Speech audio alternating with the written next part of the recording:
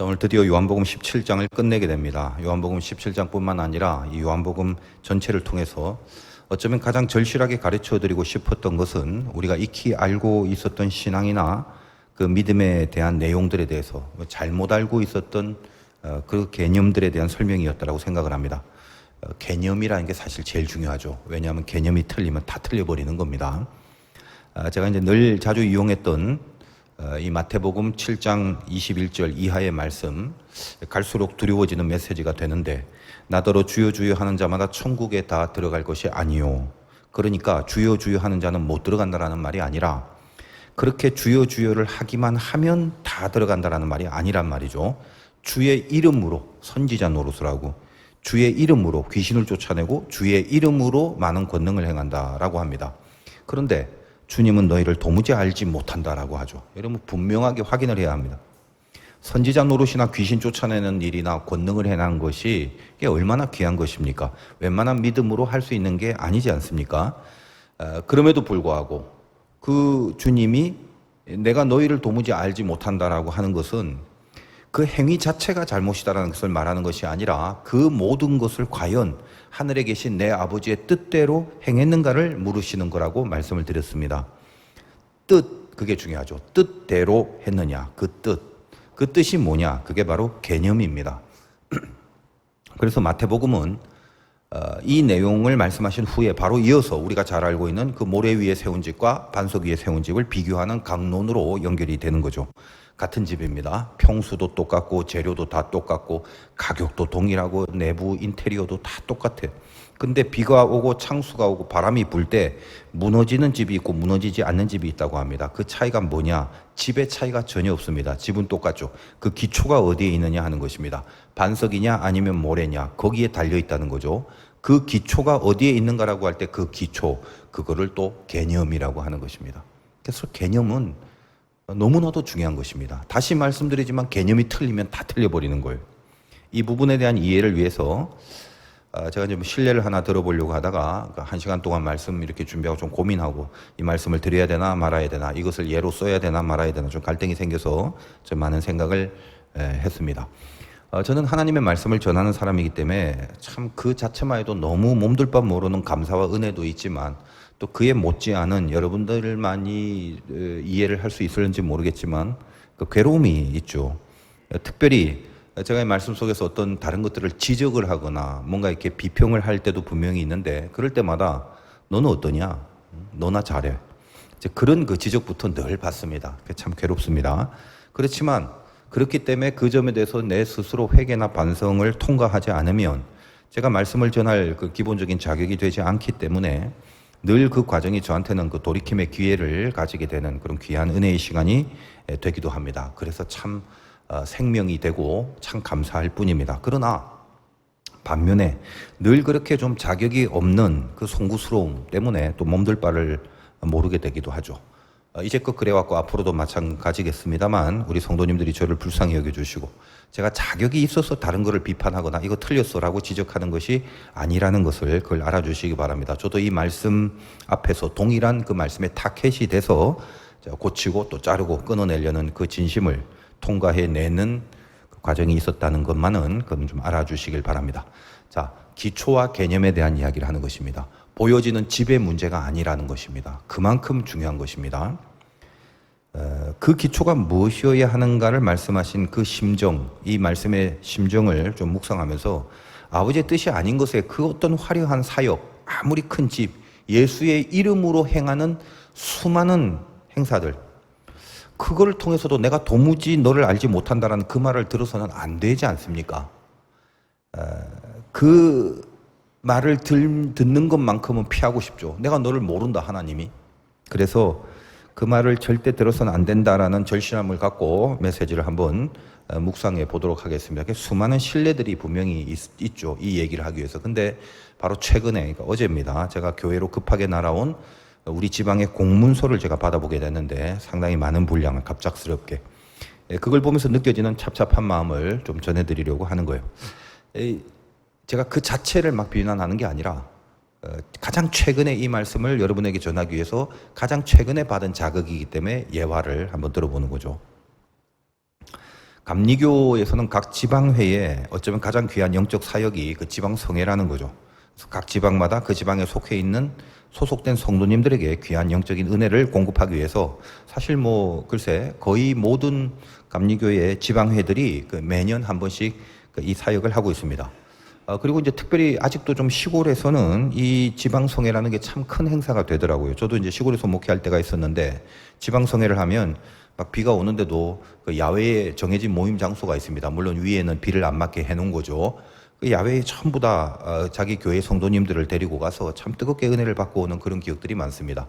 교회의 어떤 개교회 집회보다 그 지방성회를 훨씬 더 좀 비중 있게 생각하고 참 귀한 하나님의 말씀 잔치다라고 여기는 마음이 있었거든요. 그래서 많은 사람을 데리고 가고 참 뜨겁게 은혜를 받았던 그런 기억이 있습니다. 그런데 이제 점점 자꾸 시대가 변해지는 거죠. 여러분도 알다시피 예전에는 매체라는 게 발달하지 못하다 보니까 어떤 말씀을 들을 때는 직접 몸이 그 장소에 가서 그 말씀을 드려야만 했죠. 근데 요즘은 편하게 얼마든지 집에서도 또 스마트폰으로 뭐 여러 가지 통로를 통해서 자기가 원하는 말씀을 들을 수 있게 됐고, 또 이 현대 사회가 자꾸 바빠지고 또 정서의 변화가 생기다 보니까 실제로 이제 도심지에서는 이 지방성이라는 게 그렇게 활성화되지 못하고 있는 것이 사실입니다. 저희 이제 지방, 우리 동지방도 예외는 아니었죠. 한 10여 년 전부터 제 기억에 우리 지방에 이제 지방성회가 뭐 이렇게 많이들, 예전처럼 많이들 모이지는 못하게 그렇게 이제 진행이 되어 가는 거죠. 보통 이제 다른 지방도 마찬가지입니다만 큰 교회 몇 개가 이제 돌아가면서 이 집회를 유치했는데 대부분 참석하는 분들은 그 집회를 유치하고 있는 그 교회 성도님들이 거의 한 70% 정도로 많이 차지를 하게 되는 거죠. 급기야 시간이 지나면서는 이제 더 나아가 아예 그 교회의 교인들도 사실은 잘 참석을 하지 않는 그런 그 집회가 되어 버렸습니다. 자, 그러다 보니까 당연히 그 집회의 헌금이 줄어들겠죠. 그리고 그 집회를 유지하는 그 교회들도 뭔가 부담도 좀 많이 가지게 되고요. 솔직히 말하면 뭐 지방성회임에도 불구하고 결국은 뭐죠? 그 지방성회를 유치하는 그 교회의 교인들이 내는 대부분의 그 헌금으로 그 해의 지방성회 모든 예산들을 운영하게 되는 거죠. 물론 이제 우리 화도교회도 지방성회를 유치한 경험이 있습니다. 좀 오래전 얘기인데 우리 교회 성도님들이 가장 많이 참석할 수밖에 없다는 것을 제가 개인적으로 알았기 때문에 우리 교회가 그 집회를 담당하게 됐을 때 그 지방에 좀 이렇게 높으신 분이 저에게 이 지방성회의 강사를 이렇게 섭외하고 소개하는 이분 좀 세우시라고 요청을 했지만 당시 제 진심은 그렇습니다. 우리 교회 성도님들에게 좋은 말씀의 꼴을 먹여야 된다. 그 영적 책임감 이거는 타협을 할 수가 없는 거죠. 그래서 그 섭외를 요청받는 분들의 말씀을 따로 제가 들어보고 또 이렇게 좀 조사를 해봤지만 제 안에 감동이 전혀 일어나지 않았습니다. 그래서 그런 그 외부의 요청들을 마음 무겁게 거절할 수밖에 없었습니다. 늘 좀 예외적으로 우리 교회에만 여러 번 오셨던 이 제철 목사님은 제가 화도교회 부임하고 나서 처음으로 지방성회를 우리 교회에서 열 때 좀 그 강요받았던 다른 목사님들을 이렇게 거절하고 나서 어떻게 해야 되나라는 마음으로 제가 간절하게 기도하는 마음으로 하나님의 귀한 꼴을 우리 교인들에게 먹여야겠다라는 그런 마음으로 섭외를 해서 처음으로 오시게 된 목사님입니다. 이제 나중에 제가 직접 들은 이야기지만 제가 그 목사님께 지방성회를 요청드릴 때 제가 우리 화도교회 성도님들을 정말로 사랑하고 성도를 위하는 그 진심이 느껴져서 성령이 마음을 뜨겁게 하셨다라는 고백을 제가 들었습니다. 저의 기도하는 마음을 주님이 그 목사님께 전달해 주신 것이 분명하다라는 생각에 너무나 감사를 했던 그런 그 기억이 있습니다. 자, 근데 이상하게도 몇 년 전부터 계속해서 우리 지방의 성회를 개 교회가 돌아가면서 담당해야 하지 않고 가까운 그 기도원에서 지방 성회를 하기 시작하는 겁니다. 왠지 좀 불편했지만 처음에 뭐 한두 번은 그럴 수 있다라고 생각을 했는데 근데 지금 계속해서 수년째 그런 식으로 우리 지방 성회를 해치워 버리고 있습니다.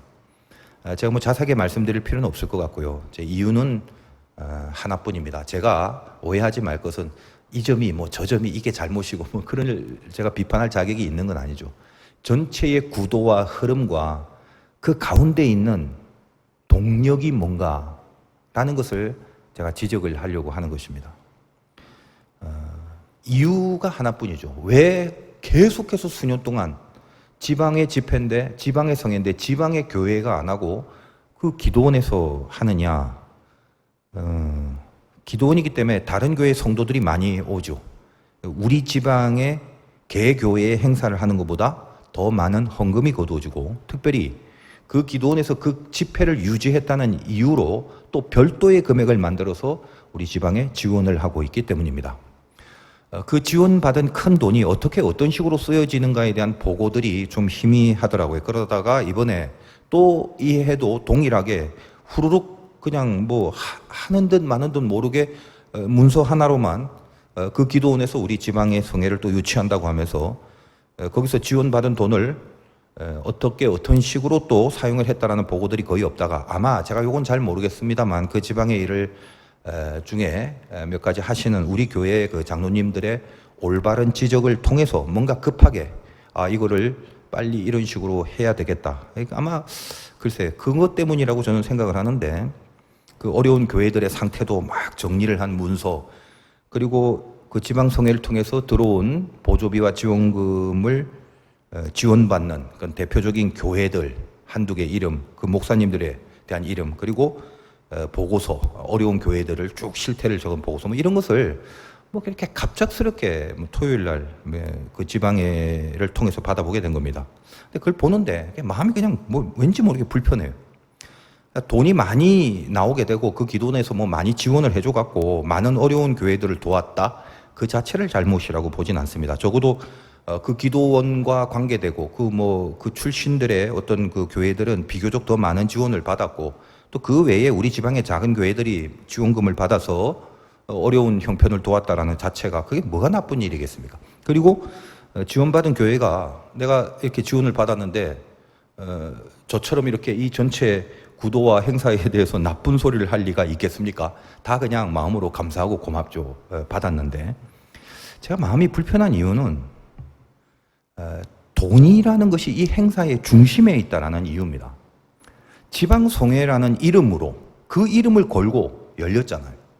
그러니까 그 이름으로 열린 이 집회에 지방에 속해 있는 교인들이 몇 명이나 참석을 했겠습니까? 제 생각엔 거의 없다고 봅니다. 여러분들도 사실 그렇잖아요. 수년 동안 우리 지방의 성회가 어디서 언제 어떻게 열리는지 거의 모르시잖아요. 거의 다 기도원에서 그냥 해버렸죠. 홍보나 광고들이 적극적일 수가 없죠. 왜냐? 지방에 속한 교인들의 집회 참석에 크게 의미를 두지 않기 때문이죠. 더군다나 그 기도원이 이제 기도원이 아니라 뭐 제가 정확하게는 모르겠습니다만 독립교단의 어떤 교회로 바뀌어서 교회가 된 것 같은데, 우리 지방하고는 전혀 상관없는 다른 교회일 뿐입니다. 그러면 그건 우리 동지방의 성회는 결코 아니죠. 우리 지방의 성도님들을 위한 집회가 아니라 돈이 많이 나와서 그 돈의 혜택을 받는 결론으로만 흐뭇해하는 집회가 될 뿐입니다. 저는 지금 많은 돈을 받아내서 어려운 교회를 많이 도왔다라는 그 사실을 잘못이라고 하는 것은 아닙니다. 그리고 뭐 특정한 어떤 부분이나 또 어떤 뭐 사람이나 이런 거를 제가 무슨 비난하는 것도 아닙니다. 이런 흐름의 구도 자체를 보자는 거죠. 집이 크고 화려하고 좋은 재료로 잘 짓게 됐는데 그 기초가 반석이냐? 한번 물어보자는 거예요. 만약에 우리 화도교회가 이제껏 수년 동안 해왔던 그 지방성회를 할 때 나오는 그 지원금, 거기서 나오는 그 헌금, 그거에 2배 이상을 주겠다라고 했다면, 만약에 그런 옵션을 걸고 지방회의에 제시를 했다면 당장의 그 기도원이 아니라 우리 교회에서 지방성회를 여는 것에 누가 반대를 하겠습니까? 무슨 말씀이냐면 그 안에 어떤 동력이 중심에 있는가, 그걸 좀 보자는 거죠. 그러니까 어차피 지방성회라고 하면 안 되면 안 하든가, 또 안 하려고 한다면 그냥 안 해버리든가, 하려면 좀 어렵더라도 사람들이 좀 덜 모이더라도 지방성회이기 때문에 우리 지방에 속해 있는 교인들에게 어떤 은혜를 끼치려는 이런 아주 그 근본적이고 기본적인 취지를 갖고요. 그래서 지방 성도님들에게 말씀의 꼴을 먹여야 된다는 원래의 뜻을, 그걸 좀 고수해야 되는 것 아니냐라는 거죠. 그리고 만약에 정말 돈이 필요하고 어려운 교회를 도우려는 그런 의도를 중심에 둔다면 꼭 그렇게 지방성회라는 이름을 명분으로, 그 이름을 자꾸 부르면서 그걸 명분으로 해야만 하는 건가요? 그냥 뭐 어려운 교회 돕기, 뭐 부흥회 그런 식으로 하든가 아니면 그런 집회를 안 하고 어차피 그 정도를 감당할 재력이 있는 그런 기도원이라면 그리고 그걸 받고 싶은 그런 마음의 여력이 있다면 그냥 선교금으로만 이렇게 지원을 해주면 안 되는 겁니까? 왜 자꾸 그렇게 그 이름, 주님의 이름을 명분으로 쓰려고 하고 주님의 이름으로 노릇을 하려고 하냐라는 거죠. 그러니까 오해는 하지 마시고요. 제가 지금 뭘 추구하고 있는가, 제가 이것도 틀렸고 저것도 틀리고 이런 걸 말하는 게 아닙니다. 참 좋은 아름다운 모습도 있고 열매도 있지만 제 중심에 어떤 동력이 있는가를 한번 살펴보자라는 거죠. 그래서 저는 참 어쩔 수 없는 그런 고백이지만 우리 지방의 그 1년의 지방성의 과정을 보면서 영광이라는 느낌은 제가 1도 가질 수 없었습니다. 단지 지금 저는 이제 요 일만 논하는 게 아닙니다. 뭐 제일 최근에 받았던 자극이라서 한번 예를 들어 본 거거든요. 그러니까 전체적으로 지금 한국 교회가 행하여 온 이 전체의 구도가 비슷하죠. 이 구도를 한번 생각해 보자는 겁니다. 여러분, 우리는 그 어떤 나라보다도 주여 주여를 외치는데 열심이었고 그 어떤 나라보다도 열심과 능력과 권능이 많았던 곳, 한국 교회였습니다. 그런데 아버지의 뜻대로 해야 되는데 그 뜻, 그 개념이 틀려버린 거죠. 가장 중요한 기초, 그것을 과연 붙들고 있느냐, 반석에 세워졌냐 모래에 세워졌냐, 우리 한번 점검해 보자는 것입니다. 요한복음을 통해서 개념 학습을 하자고 했죠. 우리가 애초부터 모든 거 알아왔던 게 다 틀려버린 거야 라고 말하는 건 아닙니다. 여러분, 저도 신앙생활 해오던 과정 중에 성장이 있고 성숙이 있었고, 그래서 고린도전서 말씀처럼 장성한 다음에는 어린아이의 일을 버렸노라 하는 말씀을 그걸 묵상해 보는 겁니다. 인간이 애초에 다 커서 태어나지 않죠. 하나님이 만드신 질서가 뭐예요? 응애하면서 태어나서 허구헌날 젖만 먹다가 그러다가 이제 자라고 걷고 뛰고 생각하고 그리고 철이 들면 성인이 됩니다. 여러분, 자녀들이 철들었다는 말을 언제 하죠? 부모의 마음을 헤아리게 될 때, 그게 철든 거죠. 그러니까 자기만 위해서 살다가 드디어 아버지 마음이 뭔지 어떤지 뭘 원하는지를 생각하게 됩니다. 그때부터 이제 철이 든 거라고 얘기하는 거죠. 예를 들면 3살 때, 쬐꼬말 때 맛있는 거 있으면 지가 자기만 먹겠다고 안 주면 울고 땡깡 피우고 그러다가 근데 나이가 30이 됐는데 동일하게 땡깡 피우고 있다면 그처럼 한심한 일이 어디 있겠습니까? 여러분, 예수 믿은 지 얼마나 됐나요? 그리고 한국교회의 역사가 100년이 넘은 지가 오래됐습니다. 우리 교회만 해도 이제 116년을 향해 가고 있지 않습니까? 참 대단하지 않습니까? 근데 아직도 개념의 성장이 없다면, 어린아이의 일을 버리지 않는다면 그 끝이 어떻게 되겠습니까? 어린아이가 어린아이의 수준에서 생각하는 개념도 그 당시에는 중요합니다만 이제 자라나면 어린아이의 개념을 버리셔야 되는 거죠. 그걸 계속 갖고 있다면 틀려버리게 되는 거죠. 요한복음 17장에 참 많이 나오는 단어, 오늘도 마찬가지입니다만 영광입니다. 영광, 영화, 이런 말이 지금 요한복음 17장을 우리가 다루면서 주님의 기도문 가운데 얼마나 많이 나왔습니까? 우리는 영광이라는 개념이 무엇인지 제가 아주 상세하게 설명을 해드렸습니다. 오늘 주님의 마지막 기도문에 영광이라는 단어가 또 등장을 하죠. 24절을 잠깐 보겠습니다. 아버지여, 내게 주신 자도 나 있는 곳에 나와 함께 있어 아버지께서 창세전부터 나를 사랑하심으로 내게 주신 나의 영광을 그들로 보게 하시길 원하옵나이다.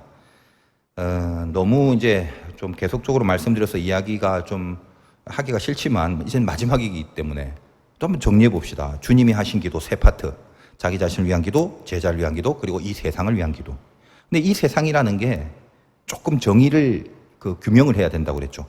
이 세상이라는 것은 미래적으로 이제 제자들을 통해서 복음을 전해 듣고 그리고 하나님의 자녀로 구원을 받을 그 소망 중에 있는 이 세상을 말하는 것이죠. 그래서 예수님은 아마 이 세상의 모든 인류가 하나님의 자녀가 되고자 하는 소망을 갖고 계실 겁니다. 그런 의미에서 이 세상, 즉 하나님을 믿는 자녀들로서의 세상이라는 말이죠. 그러나 그렇게 되지는 않겠죠. 그렇지만 그 소망을 주님께서 갖고 있기 때문에 모든 세상이라고 하면 그 세상 속에 감추어져 있는 주님의 마음은 모든 세상의 사람들이 하나님을 믿고 자녀가 되길 바라는 소원이 거기에 함축되어 있는 것입니다. 하여간 이제 우리는 그 주님의 기도에 응답을 받아서 지금 여기 있는 거죠. 예수님의 자녀로, 제자로 만들어주고 있지 않습니까? 지금 여러분들은 이미 이제 믿음을 갖고 예배의 자리에 나올 정도도 돼 있고요. 이제 앞으로 저 안 믿는 세상의 영혼들이 더 많이 구원을 받아서 주님이 기도하시는 그 이 세상이라는 대상 속에 모두가 포함되는 그 바램을, 그 비전을 이제 가지고 있습니다. 이 기도문을 보면 특별히 바로 이 세상을 향한 기도문은 오늘 가장 중요한 부분이 24절인데 우리로 하여금 주님이 뭐라고 기도하냐면 내 영광을 그들로 보게 하시길 원하옵나이다. 자, 우리로 하여금 영광을 보게 해달라고 기도합니다. 주님이 하나님 아버지 나를 믿는 저들이 영광을 보게 해주세요. 이렇게 기도를 한다는 거예요. 오늘 이게 주님의 마지막 기도가 되는 거죠. 자, 그러면 이 기도가 우리에게 응답이 되려면 우리가 지금 영광을 보게 되는 인생을 살아야 되는 거죠. 그래서 오늘 말씀 제목은 영광을 벼르고 사는 자라고 했습니다. 요한복음 17장을 오랫동안 다루면서 참 많은 메시지를 받았습니다. 그래서 제가 높아심으로 다시 한번 또 처음부터 어떤 기도문으로 어떻게 연결이 되고 있는지 정리를 해드리고 싶은 마음이 굴뚝 같지만 시간도 그렇고 또 제 목소리 컨디션도 그렇고 과감히 생략을 하고 오늘의 이 본문만 이 세 절을 통해서 좀 집중할 수 있도록 그렇게 말씀을 전하겠습니다. 여러분들이 17장 전체의 흐름을 좀 붙들고 계셨으면 좋겠다는 마음이 있는 거예요. 그래서 전체적인 흐름을 좀 원하시는 분들은 각자 알아서 이제껏 선포된 설교들을 팟빵을 통해서 다시 한번 들으시면서 참조하시기를 바랍니다. 흐름을 놓치지 말고요. 영광을 벼르고 사는 자, 그걸 뭐라고 하냐면 신자라고 하죠. 신자. 그러니까 여러분은 어때요? 영광을 벼르고 있는 그 거룩한 마음의 긴장이 있습니까? 그렇다면 그게 있어야 되고 그것이 있다면 그 영광이 뭐죠? 그러니까 그래서 그 영광에 대한 개념을 수없이 말씀드렸죠. 여러분, 영광이라는 것은 하나님 겁니다. 그리고 하나님이 받으시는 게 영광이에요. 하나님의 빛, 하나님이 영광이기 때문에 그 영광의 하나님께로부터 나오는 빛이 우리에게 비춰지고 그 빛이 반사돼서 다시 하나님과 세상을 향해야 하는 거죠. 그러면 결국 영광이라는 건 우리에게서 이렇게 반사돼 나가는 그 빛을 통하여 하나님이 그 빛을 받으셔야 영광이 되는 건데 그 빛을 보시고 하나님이 이게 내 영광이다라고 여기셔야 진짜 영광이 되는 거죠. 그 하나님이 영광이라고 여기시려면 그 반사된 빛이 하나님이 비춰주신 그 빛이어야 되는 거죠. 쉽게 말하여 하나님이 비춰주신 그 빛이 다시 반사되어 하나님께 가야만 하나님이 그걸 보이고 이거 맞아, 내가 비친 그 빛이네, 요렇게 하셔야 그래야 영광이라고 여기시고 영광을 받으시는 겁니다. 그러므로 수없이 말씀드리지만 우리가 세상적인 어떤 원리로 성공을 한 걸 갖고 하나님 나 이렇게 성공했으니까 영광 받으세요라는 말은 없는 겁니다. 그런 개념의 영광은 성경에서 말한 적이 없죠. 하나님이 돈이 없어서 신자가 돈을 많이 번 것으로 영광을 받으시나요? 하나님이 무슨 권세가 없으셔서 신자가 세상에서 출세한 내용으로 영광을 받으십니까? 아니죠. 결코 그렇지 않습니다. 그래서 여러분들이 이 세상에서 때로는 망할 때도 있겠고 또 이 세상에서 어려움을 당하고 실패할 때도 또 있겠죠. 그럴 때마다 이렇게 막 괴로워하면서 아이고 하나님 내가 이렇게 무너지고 실패해서 하나님의 영광을 가립니다라는 말을 하지 말라고 말씀을 드렸습니다. 하나님은 그런 걸로 영광 가린다라고 생각하고 여기신 적이 없어요.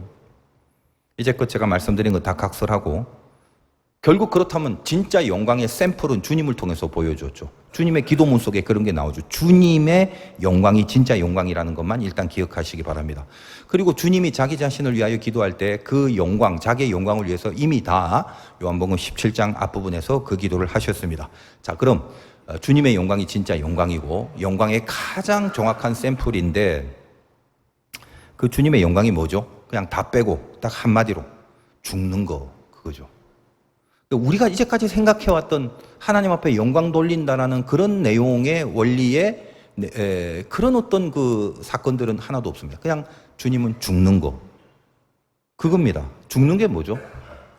하나님의 뜻, 아까 말씀드린 그 아버지의 뜻, 그 말씀, 그 뜻을 이루려고 자기 자신을 죽이신 거, 그걸 영광이라고 하는 겁니다. 그래서 제가 영광이라는 단어를 그 개념을 설명해 드리면서 히브리어나 헬라어 원문도 설명해 드렸고 또 한자로도 영광의 해석을 한자의 해석을 해드리기도 합니다. 목사님 언제 그러셨는데요? 그러시면 곤란해요. 그것도 그렇다고 해서 다시 설명해 드리지는 않습니다. 단지 영광은 결국 뭐냐? 하나님이 함께 하심, 그것이 영광입니다. 다른 거 생각하지 마세요. 영광 위에 산다. 영광이 중요하다. 그 영광이 뭐라고요? 하나님의 함께 하심. 여러분, 인간은 원래 존재 자체가 처음에는 그 존재로서 하나님의 영광이었죠. 근데 말씀을 어겨버립니다. 타락을 해버립니다. 그래서 하나님과 멀어져서 함께 하심이 안 되는 거예요. 그러면 다시 하나님의 말씀을 지키는 존재가 되어야만, 그래야 하나님이 함께 하시고 그때 비로소 영광이라고 하는 거죠. 그래서 우리 신자의 인생의 목표가 왜 영광이냐 하면 사실 그 배후에 흐르는 가장 큰 메시지가 죄 때문에 하나님과 멀어져 있는 상태에서 다시 죄를 극복하고 해결하여 하나님과 함께 하게 되는 거, 이게 지고의 인생의 목표가 될 수밖에 없는 겁니다. 결국 구원이죠. 그게 예수님이 자기를 죽이기까지 하나님의 말씀을 따르셨고 그래서 영광이고 그래서 하나님과 함께 하십니다. 이 뻔히 익숙하게 들었던 많은 내용들, 근데 이게 오늘 요한복음의 내용이죠. 우리도 마찬가지. 여러분, 영광을 벼르고 사는 자 어떤 사람인가요? 자기를 죽이기까지 말씀을 따라야 되고 그래서 결국은 하나님이 함께하는 존재가 되는 거, 이게 영광입니다. 그렇게 되기를 마음속에 소망하고 바라고 또 기도하시면서 오늘 마지막 주님의 기도는 우리로 하여금 영광을 보게 해달라는 기도였기 때문에 그 기도문을 지금 내 기도로 삼아서 집중을 한번 해보시길 바라고, 이 전제를 기초로 해서 오늘 본문을 좀 구체적으로 살펴보겠습니다.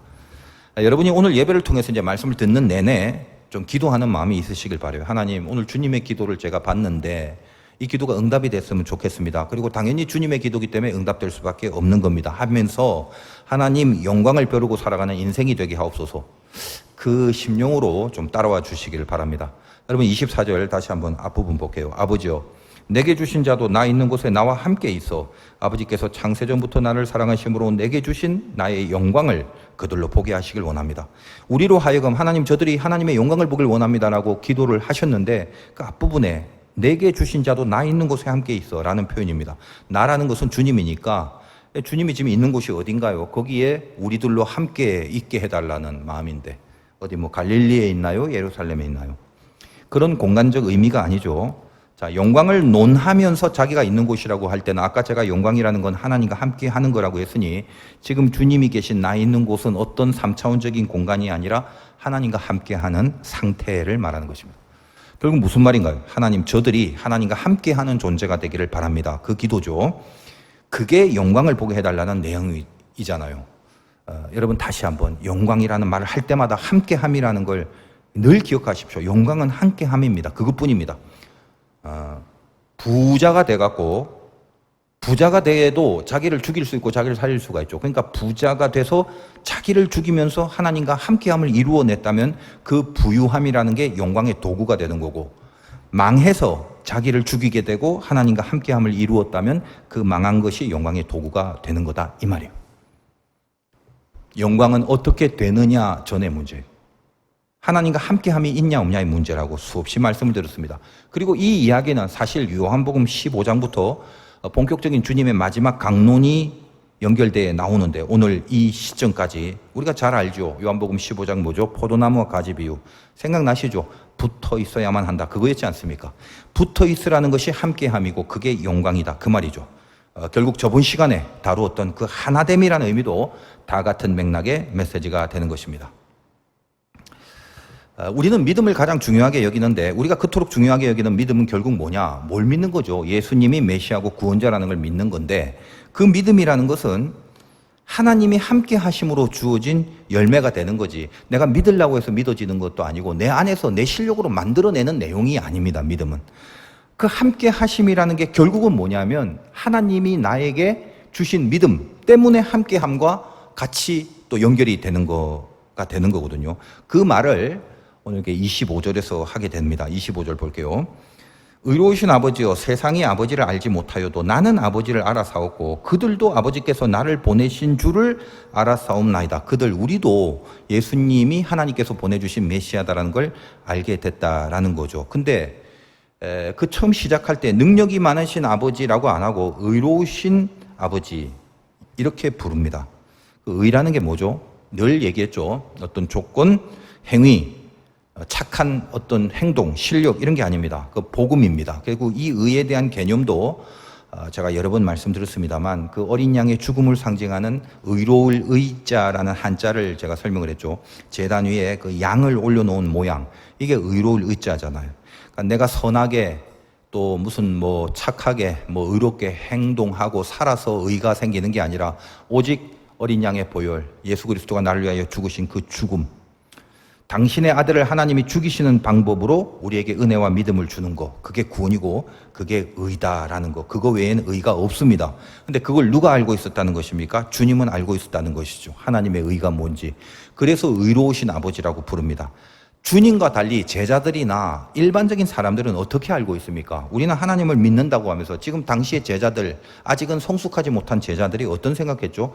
예수님 막강한 힘과 능력과 기적으로 지금 보니까 잘하시네요. 이제껏 보니까 세상을 다 뒤집어 엎고요. 그리고 이제 우리들한테 감투를 하나씩 주고 그래서 좀 세상에서 떵떵거릴 거를 그걸 바라고 있었지만 하나님의 의라는 건 그런 의가 아니죠.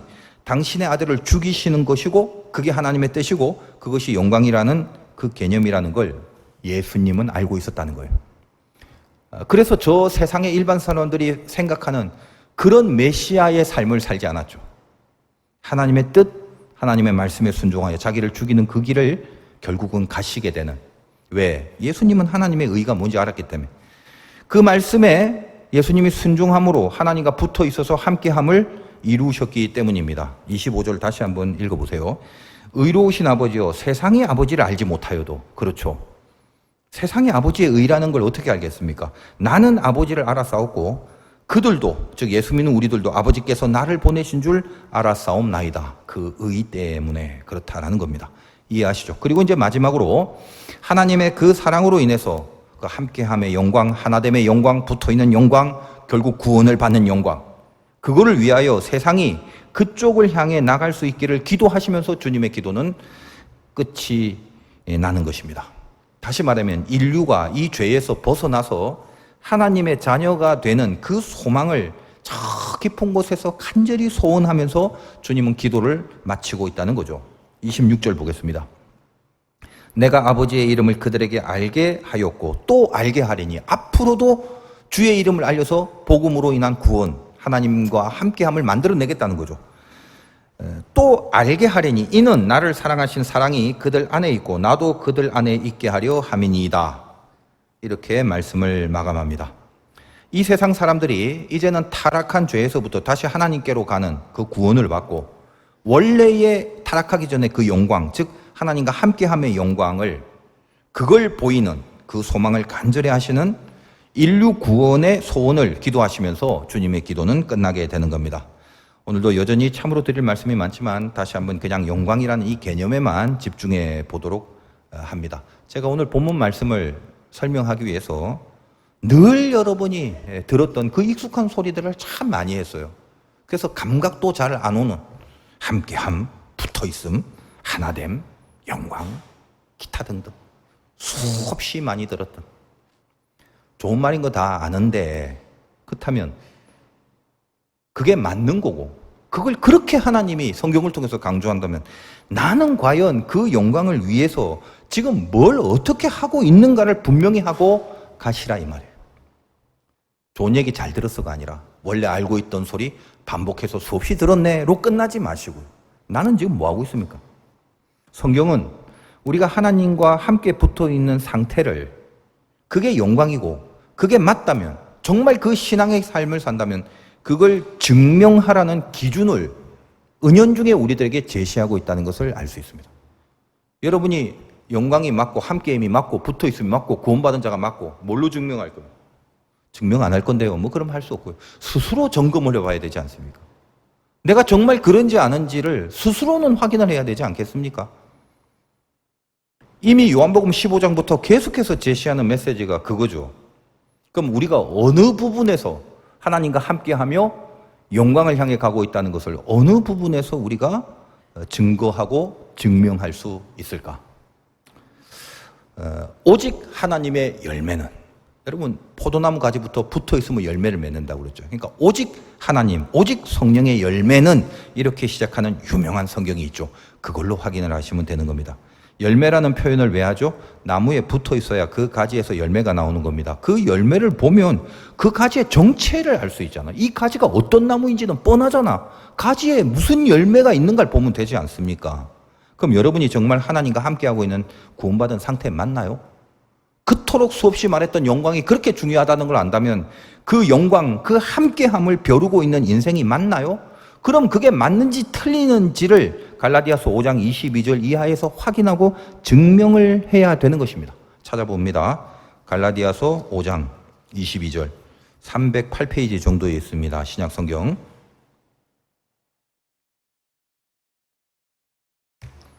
늘 익숙한 소리를 눈으로 단어를 읽는 수준에서 보지 마시고 이렇게 가슴에 한번 집어넣어 보세요. 이게 있는지 없는지. 5장 22절 오직 성령의 열매는 여러분이 붙어 있으면 하나님과 붙어 있으면 이 열매가 나와야 돼요. 사랑, 희락, 화평, 오래 참음, 자비, 양선, 충성, 온유, 절제 이 같은 것을 금지할 법이 없느니라.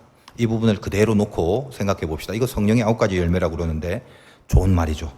여러 번 말씀드립니다만 성령의 열매 9가지는 특징이 뭡니까? 모두 다 자기 죽음과 자기 부인을 통과하지 못하면 맺을 수 없는 겁니다.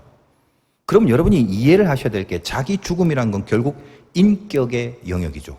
신앙이 생기고 믿음이 좋다는 것은 인격이 그렇게 바뀌어야 된다는 거죠. 성령의 열매 중에 그 어느 것 하나 여기 능력이나 성공이나 출세에 해당하는 열매는 하나도 없습니다. 여러분이 영광을 위해서 산다면 그래야만 진짜 신앙이고 진짜 신자인데 뭘로 증명하시겠습니까? 이 열매를 맺는 싸움이 내 안에 있는지 이 싸움의 승리를 벼르고 있는지 확인하셔야 된다는 거예요.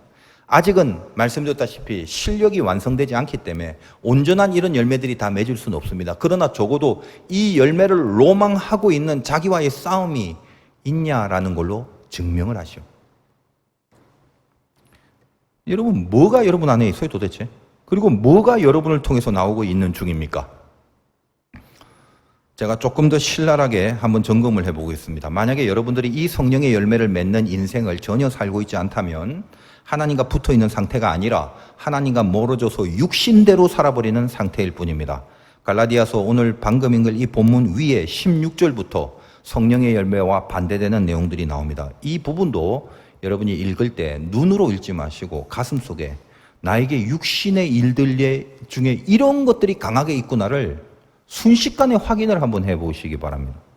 여러분 본문 다시 갈라디아서 5장 16절부터 보겠습니다. 내가 이루노니 너희는 성령을 따라 행하라. 그리하면 육체의 욕심을 이루지 아니하리라. 육체의 소욕은 성령을 거스리고 성령은 육체를 거스리나니 이 둘이 서로 대적함으로써 너희가 원하는 것을 하지 못하게 하려 함이니라. 너희가 만일 성령의 인도하시는 바가 되면 율법 아래 있지 아니하리라. 육체의 일은 분명하니. 이제부터 나오는 육체의 열매들을 여러분 안에 있는지 보라 이 말이에요. 성령의 열매를 못 맺는 건 잠깐 생략하고 그와 대적하는 육체의 열매가 내 안에 혹시 있는지 분명하니 곧 음행과 어떤 단어가 여러분 속에 강하게 딱 던져질 것입니다.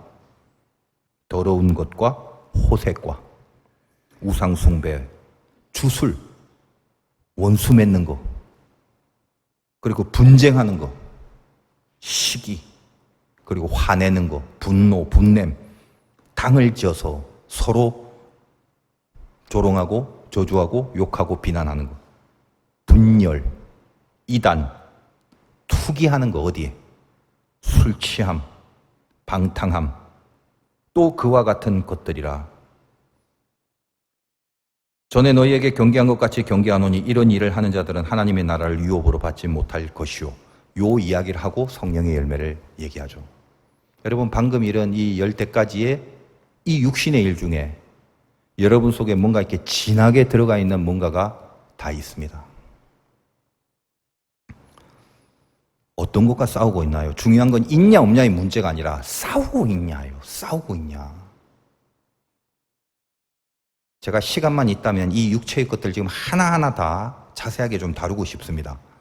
나에게서 나오는 거, 내 안에 자리하고 있는 거, 이 중에 오늘 이 육체의 것들 중에 뭐가 강력하게 여러분 안에 또아리를 틀고 있습니까? 확인하시기 바라요.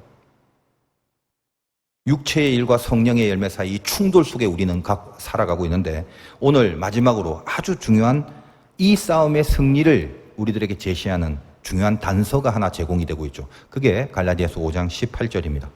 18절.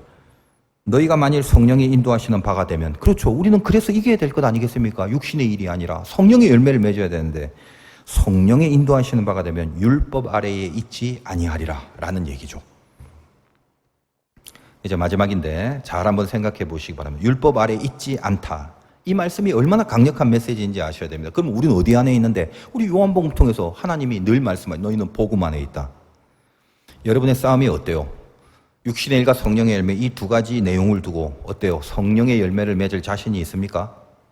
그리고 다 성령의 열매를 맺을 수 있을 것 같아요? 여러분, 우리가 만약에 이 육신의 일들을 행하고 있고 이런 내용들이 우리 안에 또아리를 틀고 있다면 우리는 하나님과 붙어 있는 게 아니죠. 그럼 붙어 있지 않으면 어떻게 되나요? 뭘 어떻게 돼? 그냥 죽는 거지. 심판이지. 안 쫄려요? 안 무서워요? 그래도? 여전히 그 육신의 일을 계속 행하고 그것과의 싸움은 하나도 없이 앞으로 10년, 20년 죽을 때까지 사실 겁니까? 그럴 수 있는 사람이 있다 없다? 그냥 그대로 살 수 있는 사람이 있다. 화인을 맞아갖고 둔감해져갖고 싸움 자체에 대한 에너지가 하나도 없는 거예요. 왜 교회를 다녀? 왜 하나님을 믿죠? 근데 요한복음이 말하는 게 뭡니까? 참 자신이 없는데 너희들은 하나님과 붙어 있고 함께 한다라고 선포를 해버리시는 거예요. 여기에 전율이 흐르는 소름 돋는 하나님 앞의 든든함과 은혜의 감사함이 사무치게 되는 거죠. 저만 그러고 있는지도 모르겠습니다. 요한복음이 그걸 얘기하는 거죠. 이 소름이 어디서 돋게 되냐면 그 싸움을 해도 안 되는 내 자신의 한계 앞에 눈물을 흘리고 있을 때 이 복음이 나에게 소름이 되는 거다 이 말이에요. 싸움이 없는 자는 이 복음의 능력 자체를 실감하지 못한다 이 말이에요. 성령의 열매, 하나님과 붙어 있어야만 나올 수 있는 바로 그 열매를 맺을 수 있는 자리로 내가 너희를 옮겨 심었다. 내가 너희를 위해 죽음을 통하여 내 피를 통하여 옮겨 심었다는 거예요. 그 하나님과의 접붙임을 위해서 내가 죽음으로 하나님과의 연합과 하나님과의 하나됨의 길, 그 함께함, 그 영광, 그 구원의 길을 열었다. 그게 복음이고 그게 은혜다. 그거를 요한복음은 내내 말하고 있는 거예요. 좀 더 정확히 말하자면 내가 이렇게 성령의 열매를 그냥 자연스럽게 풍성하게 맺을 수 있는 실력자가 된 게 아니라 그럴 수 있는 운명으로 바꾸어 넣었단 말이죠. 그 나무에 접붙여졌기 때문에 운명으로 바꿔졌다는 거예요. 아직 실력이 없다 할지라도 어렵죠. 여러분, 올챙이는 아무리 연습시켜도 물 밖으로 끄집어내면 죽습니다. 올챙이 한 마리, 올챙이 두 마리, 지 아무리 날고기는 올챙이라도 물 밖으로 나가 놓으면 죽는 거예요. 그것은 실력이 없는 문제가 아니라 신분 자체가 안 되는 거예요. 물 바깥에서 살 수 있는 존재 자체가 안 되는 겁니다. 그걸 뭐라고 하냐? 율법 아래에 있다고 하는 거예요. 그러나 올챙이가 자라서 성장하면 개구리가 되는데 개구리가 되면 물 밖에 나가서도 물 없이도 살 수 있습니다. 물론 처음에는 어색하죠. 갓 개구리가 될 때쯤. 그러면 아직 꼬리가 자라고 있는 그쯤. 연습, 훈련 이런 걸 해야죠. 그래서 막 개구리가 된 상태라면 어렵지만 계속적으로 연습과 훈련하여 드디어 물 밖에서도 살 수 있는 거죠. 변화는 그겁니다. 그러니까 숨을 쉴 수 있는 능력이 있냐 없냐, 실력이 있냐 없냐의 문제 이전에 올챙이냐 개구리냐가 중요한 거죠. 우리를 올챙이에서 개구리로 바꾸신 겁니다. 이걸 복음이라고. 비유가 신박하지 않습니까? 만약 올챙이한테 가서 야, 너 밖에 나가 숨 못 쉬면 죽을 줄 알아? 가만 안 둘 거야. 하여간 그냥 반드시 밖에 나가 숨 쉬어야 돼. 너 알겠냐? 율법이죠. 그렇게 한다고 올챙이가 물 밖에 나올 수 없습니다. 율법이 우리에게 주어주고 너 법을 안 지키면 죽을 줄 알아. 이러면 우리가 안 죽으려고 최선을 다하고 바짝 쫄을지 몰라도 결국은 뭐란 말이에요? 지킬 수 없는 스스로의 한계를 만나게 돼. 그럼 뭐죠? 포기하죠. 무너지죠. 낙담과 절망하죠. 에라이 아닌가 보다 하고 그 길을 접어버리죠. 내가 안 죽고 싶어도 죽을 수밖에 없는 거죠. 죽을 수밖에 없는 신분이라서 그런 거예요. 그게 죄인의 실존입니다. 내가 다시 하나님 옆에 붙어 있을 수 있다는 가능성이 전혀 없는, 나는 불가능한 존재라는 걸 분명히 아셔야 되는 거예요. 그러나 이제는 요한복음이 말하는 게 그러죠. 너희들은 그 율법 아래에 있는 게 아니다. 복음 안으로 우리를 부르셨습니다. 아직 실력은 없지만 죄와 싸우고 이길 수 있는 신분으로 만들어 놓으신 겁니다. 비로소 분발의 의미가 있는 거죠. 올챙이일 때는 분발의 의미가 없어요. 하면 뭐요? 안 되는데. 개구리 때는 잘 안 되더라도 그때 비로소 분발의 의미가 있는 것입니다. 여러분이 하나님 앞에 최선을 다해서 열심을 다해서 신앙적으로 살고 죄와 싸우려고 하는 이 모든 노력과 분발은 복음 안에 있을 때만 의미가 있고 여기에 있을 때만 가치가 있고 여기만 있을 때만 효력이 있는 거지, 이 복음이 없는 율법 아래서는 여러분의 용씀이라는 건 아무런 의미가 없는 겁니다. 그래서 세상 사람들은 기독교의 복음을 만나지 않고 다른 모든 철학과 종교의 방법으로 열심히 자기의 힘으로 도를 닦고 자기의 힘으로 명상을 하고 자기의 힘으로 뭔가 어떤 도와 무슨 정진 정도 수련을 통해서 그 길을 가려고 하지만 인간을 모르는 거죠. 저는 하나님의 복음이 그래서 너무너무 눈물나게 감사한 거예요. 내가 아무것도 할 수 없다는 걸 알고 하나님이 나에게 주신 은혜이기 때문에 이 절대적인 힘과 든든함을 도대체 어떤 다른 것으로 대체할 수가 있겠습니까? 그래서 저는 부족하지만 늘 또 일어날 수 있습니다. 7번 넘어져도 8번째 일어나고 700번 넘어져도 또 한 번 일어납니다. 포기가 안 됩니다. 내가 세서? 내가 실력이 있어서? 아니요. 그 복음이 나를 가만두지 않습니다. 그 복음에 내가 일어날 수밖에 없다는 운명이라는 것을 제가 부인할 수가 없는 거죠. 여러분이 일어나는 힘이 거기에 있는 거예요. 고로 내가 일어나고 잘해도 으쓱하거나 교만하거나 눈을 땡그랗게 뜨거나 일어나지 못한 남을 째려보지 못합니다.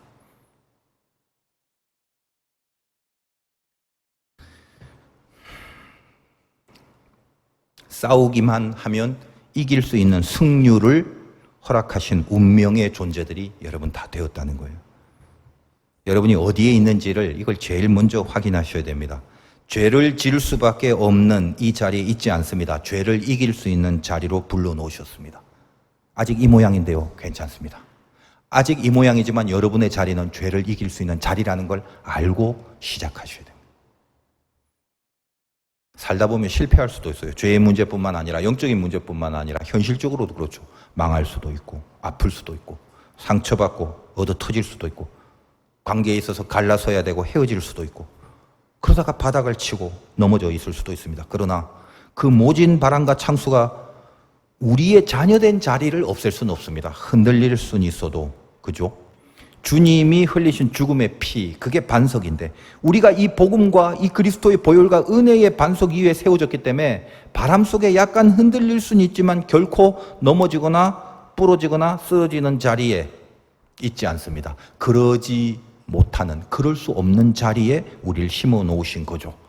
스스로 이 복음의 자리와 이 영광의 자리에 있는 은혜를 여러분 까먹지 말길 바라요. 머리 나쁘면 평생 고생입니다. 복음과 영광의 자리에 불림받았다는 이 사실을 자꾸만 왜 까먹으세요? 나에게 복음이 있다는 사실을 왜 잊어버리세요? 그 까먹지 말기 바라요.